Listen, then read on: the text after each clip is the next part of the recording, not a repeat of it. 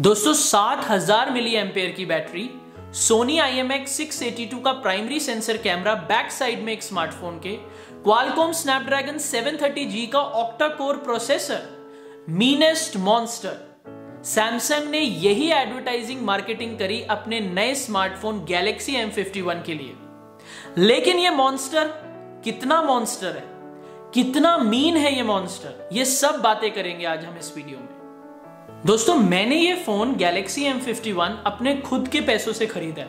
ना ये कोई स्पॉन्सर्ड वीडियो है, ना सैमसंग ने मुझे फ्री में ये फोन भेजा है कोई वीडियो बनाने के लिए। और जब भी कोई इंसान अपने खुद के पैसों से कोई चीज खरीदता है तो वो उसे बहुत ध्यान से देखता है, बहुत बारीकियों से ध्यान देता है। इसलिए हर प्रॉब्लम, हर इशू को आपको एक एक करके बताऊंगा। सबसे पहले दोस्तों प्राइस की बात करते हैं। सितंबर के महीने में गैलेक्सी M51 लॉन्च हुआ और दो वेरिएंट्स में लॉन्च हुआ था, 6GB रैम, 8GB रैम। मैंने 6GB रैम वाला वेरिएंट खरीदा और उसी की मैं आपसे बात करूंगा। जब ये 6GB रैम वाला वेरिएंट लॉन्च हुआ सितंबर में, इसकी कीमत सैमसंग ने रखी थी 24,499 रुपए। उसके बाद कुछ टाइम बाद पता चला इसकी कीमत गिर गई है और सैमसंग इस फोन को 22,499 रुपए का दे रहा है। फिर 20,499 कर दी गई इस फोन की प्राइस।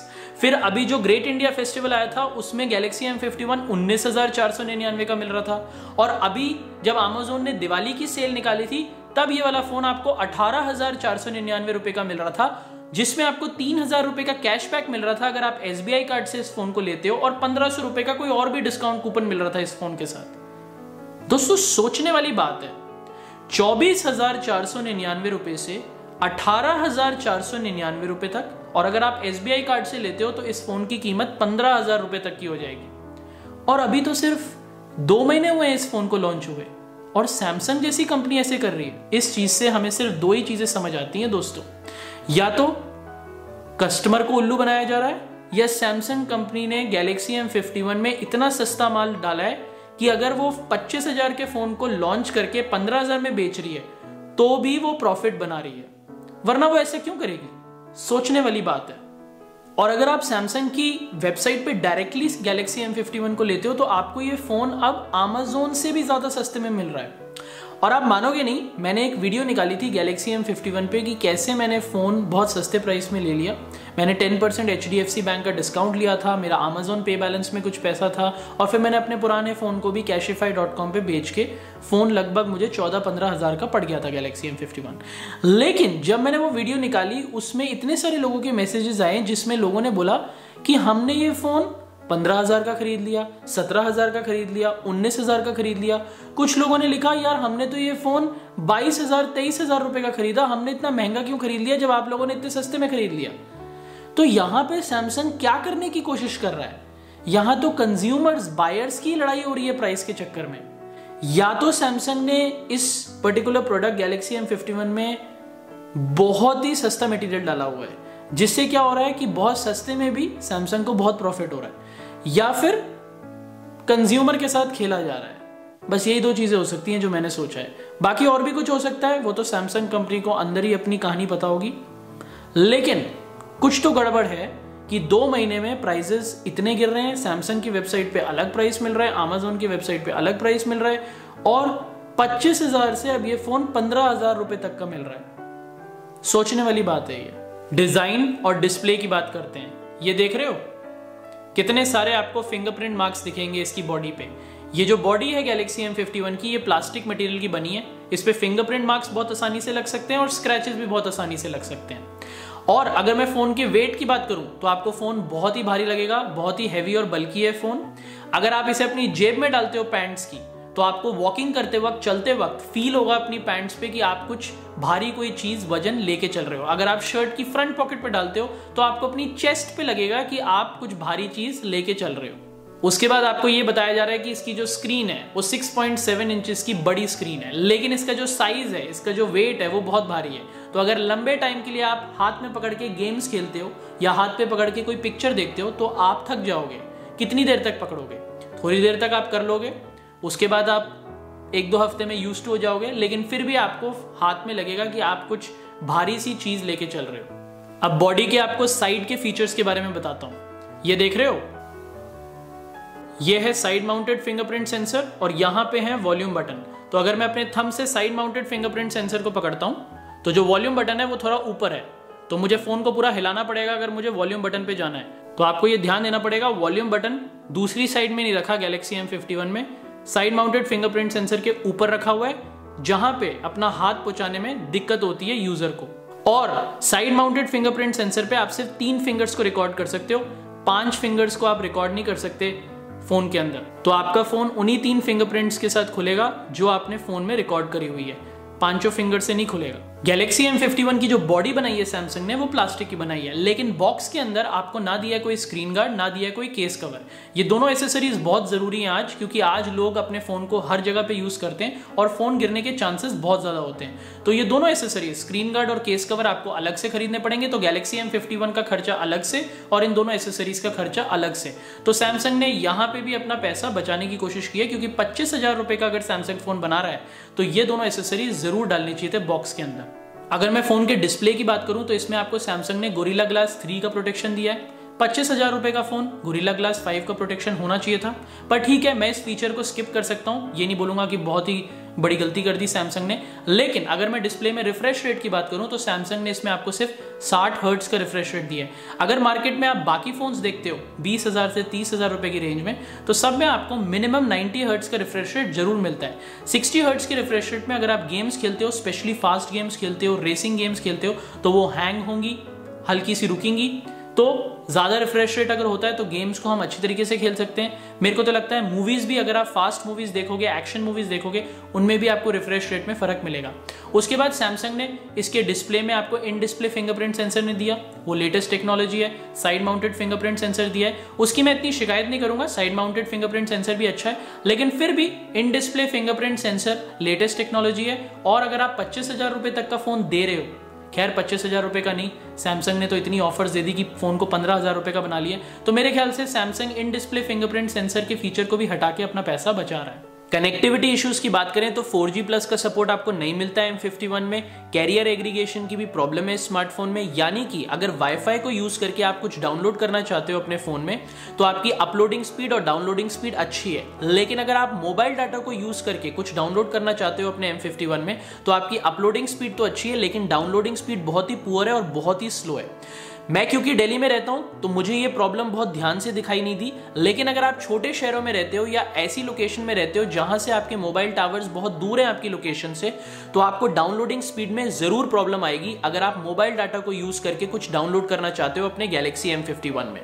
उसके बाद दोस्तों, जब मैंने अपने M51 से किसी को कॉल किया तो नॉर्मल कॉलिंग तो बहुत ही क्लियर है, आवाज बहुत अच्छी तरीके से आती है, लेकिन अगर मैं लाउड स्पीकर ऑन करके किसी से बात करने की कोशिश करता हूं तो सामने वाले को मेरी आवाज क्लियर नहीं आती है, कॉल ब्रेक हो रही है और सामने वाला हेलो हेलो हेलो ही कहता रहता है, उसको मेरी आवाज समझ नहीं आती, तो मुझे वापस से लाउड स्पीकर हटा के बात करनी पड़ती है। ये वाली इशू को, इस प्रॉब्लम को मैंने व्हाट्सएप कॉलिंग में भी नोटिस किया। जब मैंने व्हाट्सएप से किसी से बात करने की कोशिश करी लाउड स्पीकर पे, तो सामने वाले को मेरी आवाज क्लियर नहीं आती है और सामने वाले को समझ ही नहीं आता हम बोल क्या रहे हैं। तो या तो स्पीकर में कोई प्रॉब्लम है या फिर माइक्रोफोन में कोई प्रॉब्लम है। लाउड स्पीकर यूज करके ये प्रॉब्लम, ये इशू जरूर आ रही है कि सामने वाले को आपकी आवाज नहीं आती है। साउंड क्वालिटी की बात करूं तो इस फोन के अंदर आपको सिंगल स्पीकर मिलता है, स्टीरियो स्पीकर्स नहीं मिलते, तो डेफिनेटली आप पुअर साउंड क्वालिटी को नोटिस करोगे।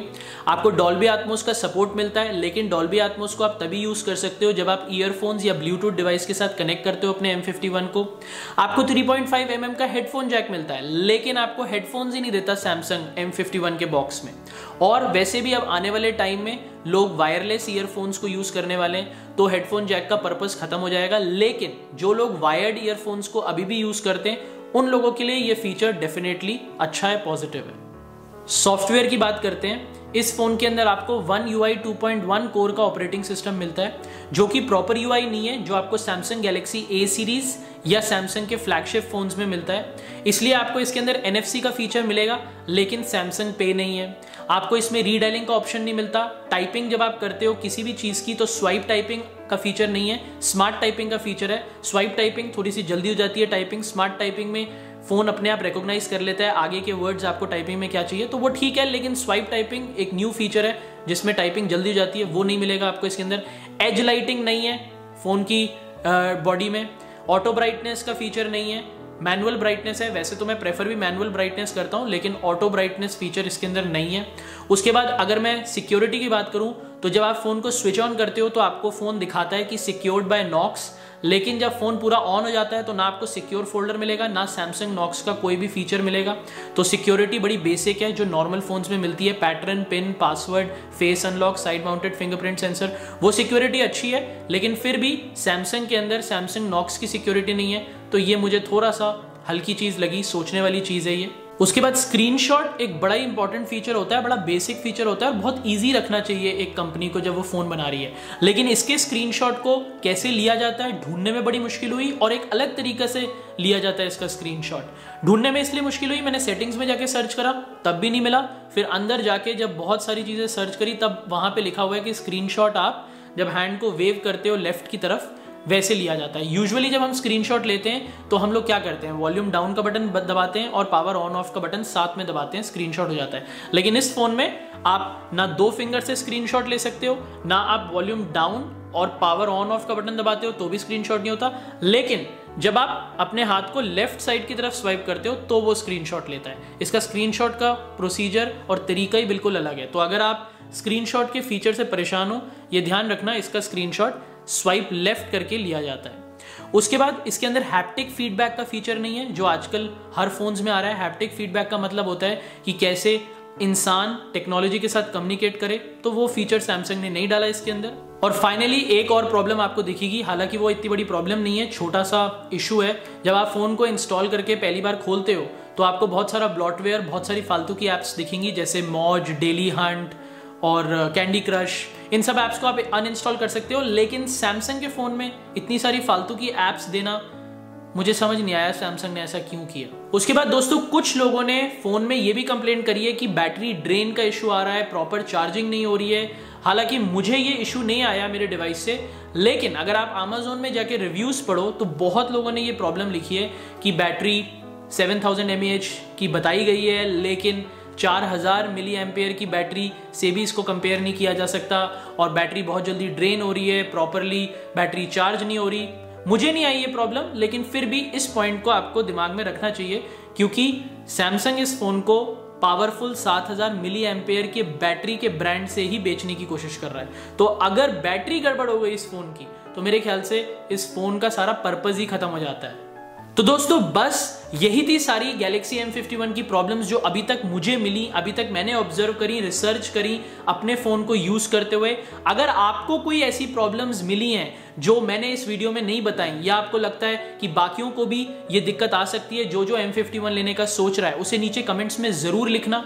इस वीडियो को बनाने का पर्पज ये नहीं था कि आपका दिल टूट जाए अगर आपने सैमसंग का गैलेक्सी M51 खरीदा है। इस वीडियो को बनाने का पर्पस सिर्फ ये था क्योंकि जब मैंने गैलेक्सी M51 लिया तो मुझे ये सारी प्रॉब्लम्स नहीं पता चली थी, ना मुझे कोई वीडियो मिली जिसमें ये सारी प्रॉब्लम्स के बारे में किसी ने बताया हो।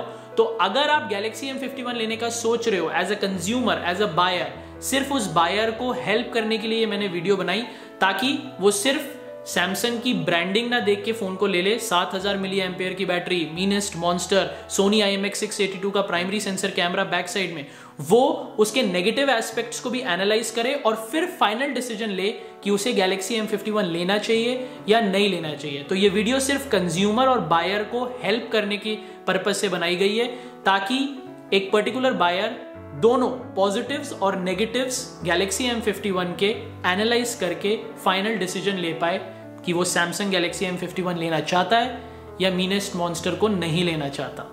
तो दोस्तों बस अब इस वीडियो को एंड करने का टाइम आ गया है। अगर आपको ये वीडियो अच्छी लगे तो नीचे लाइक का बटन दबाना मत भूलना। अगर आपका कोई दोस्त सैमसंग गैलेक्सी M51 लेने का सोच रहा है तो उसके साथ इस वीडियो को शेयर करना मत भूलना। अगर आपको M51 में कोई प्रॉब्लम्स आई या आपका इस वीडियो से रिलेटेड कोई क्वेश्चन है तो नीचे कमेंट्स में जरूर मेंशन करना। अगर आपको मेरी वीडियोस देखने का शौक है तो चैनल को सब्सक्राइब करना मत भूलना। अब मैं आपको अगली वीडियो में मिलूंगा, तब तक के लिए बाय बाय।